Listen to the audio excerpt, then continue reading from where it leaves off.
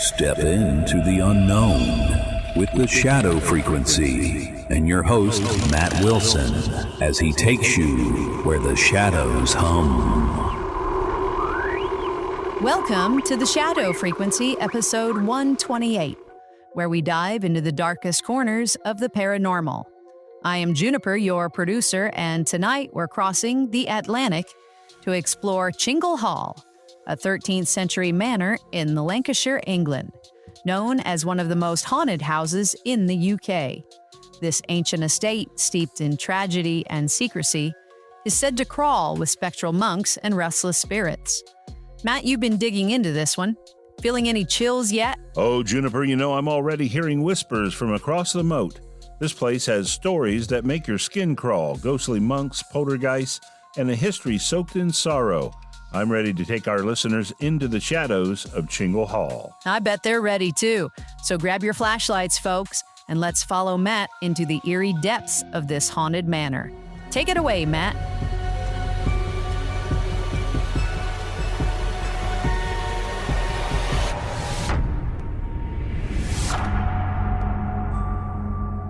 Welcome back, Shadow Frequency listeners, to the darkness that calls us.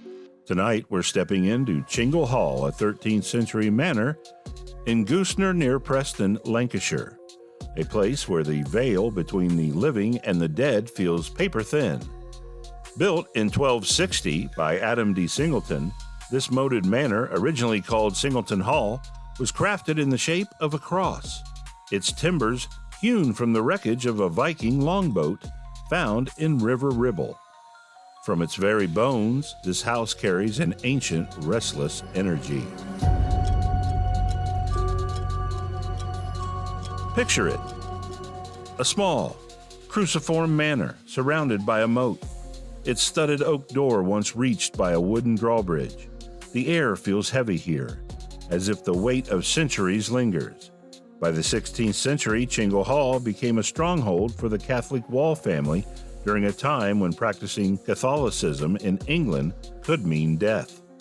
Secret masses were held in a hidden chapel, and priest holes, ingenious hiding spots crafted by master builder Nicholas Owen, sheltered fugitive priests from royal pursuers.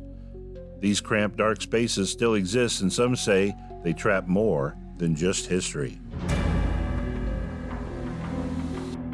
The most famous spirit here is Blessed John Wall, a Franciscan priest born at Chingle Hall in 1620. Wall returned to England during the Catholic Reformation, only to be arrested, convicted, and brutally executed in 1679. Hanged, drawn, and quartered, his severed head, legend says, was brought back to Chingle by nuns and buried somewhere on the grounds. Visitors report seeing a brown-robed monk wandering the halls and gardens, believed to be Wall, forever searching for peace. Some claim to have photographed his spectral form, a silent figure gliding through the night. Then there's Lady Eleanor de Singleton, the last of her line, whose story is heartbreaking. Orphaned at 6 in 1568, she was left in the care of her uncles, who locked her in the priest's room, declaring her mad. By age 16 to 18, she was dead. Some say murdered. Others claim she died in childbirth after horrific abuse. Her room is the epicenter of paranormal activity. Visitors report an overpowering sadness, the scent of lavender, and unseen hands tugging at their clothes. Some even faint, overwhelmed by her lingering grief. Poltergeist activity plagues Chingle Hall too. In the kitchen, objects move on their own, pots slide across counters, lights flicker without cause. In 1985, the owner heard banging from a room, only to see a human hand moving bricks inside a wall. The priest's room is notorious for loud smashing sounds, and a man with shoulder-length hair has been seen pacing outside a window, 12 feet off the ground.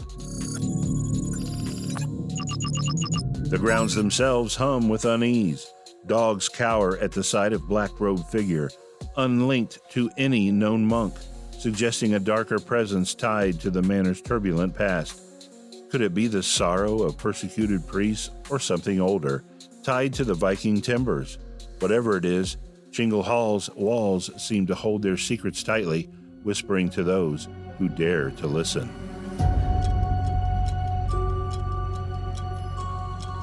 Juniper, I don't know about you, but just talking about Chingle Hall makes me feel like something's watching over my shoulder. What do you think? Would you spend a night in the priest room? Oh, Matt, I'd need a whole team of ghost hunters with me. That place sounds like it's bursting with restless spirits. I'm dying to hear more, but first, let's take a quick break. All right, folks, hold tight. Juniper's got something for you, and then we'll dive back into the shadows. Over to you, Juniper.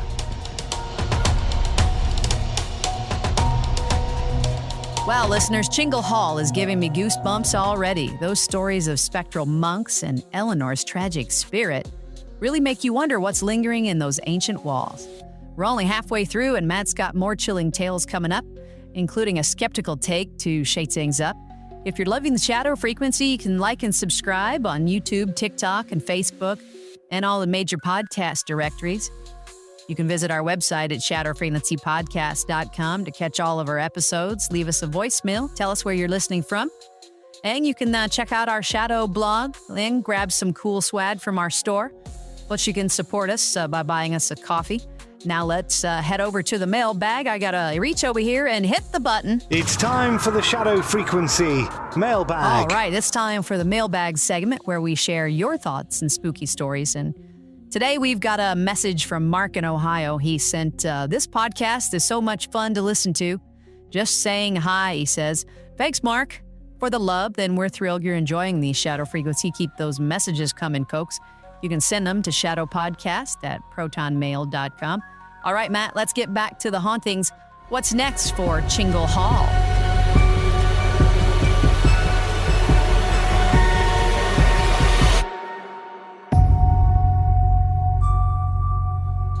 Welcome back, Shadow Frequency listeners, to the eerie world of Chingle Hall. We've already walked through the manor's haunted corridors, meeting the restless spirit of John Wall and the tragic Eleanor de Singleton. But there's more to uncover in this ancient estate, where the past refuses to stay buried. One chilling incident comes from the 1970s when Mrs. Margaret Howarth, who owned Chingle Hall from the 1940s to the 1960s, reported something truly bizarre. Smoke poured from the chapel ceiling, and when the fire brigade investigated, they found a log burning from the inside out in a hidden priest hole, undiscovered for centuries.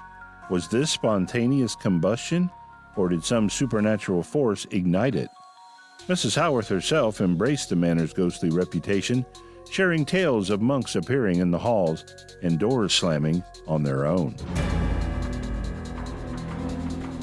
Another story involves a group of nurses in the 1990s, staying overnight for a charity event in the John Wall room.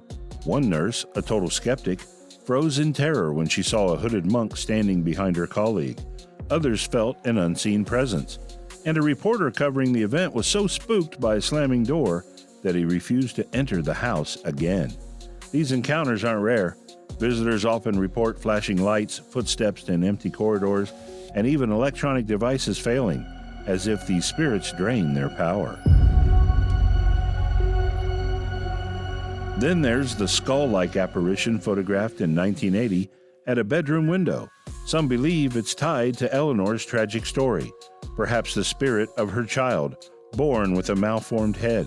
The image, taken when the house was empty, sent chills through paranormal circles, with experts like Peter Underwood calling Chingle Hall one of England's most haunted. Now let's pause for a moment of skepticism. Not everyone buys into the ghostly tales. Some argue that Chingle Hall's hauntings could be the product of overactive imaginations. The manor's dark history, religious persecution, imprisonment, and death might fuel psychological expectations, making visitors primed to see ghosts. Combine that with old creaky timbers and flickering lights, and you've got a recipe for ghost stories without needing actual spirits. But for those who felt the cold spots by the great fireplace, heard the screams in the priest's room, or seen the black-robed figure that makes dogs cower, Chingle Hall is more than a story. It's a place where the past clings to the present, where every shadow might hold a secret, Whether it's John Wall's restless spirit, Eleanor's lingering sorrow, or something darker tied to the Viking timbers, Chingle Hall remains a paranormal enigma. Juniper, I'm half expecting a monk to pop up behind me right now. What's your take on that skull photo? Creepy, right? Oh, Matt, that photo gives me shivers. I'm not sure I'd want to be anywhere near that window at night. You've painted such a vivid picture of Chingle Hall. I'm hooked. Shall I wrap this up? All right, listeners, that's Chingle Hall's haunted tale. Juniper, take us home. What a spine-chilling journey through Chingle Hall, folks. From spectral monks to poltergeist pranks and Eleanor's tragic spirit, this manor is a paranormal treasure trove. Thanks to Matt for guiding us through the shadows. Visit shadowfrequencypodcast.com to listen to all of our episodes, check out our shadow blog, grab some swag, or leave us a voicemail. We'd love to hear where you're tuning in from. Till next time, keep your ears open for those whispers in the dark. Matt, say goodbye. Catch you in the shadows, listeners. Good night, shadow seekers. This episode was produced with a commitment to exploring the unexplained while grounding our discussion in documented discoveries. All interpretations are speculative and intended for entertainment purposes.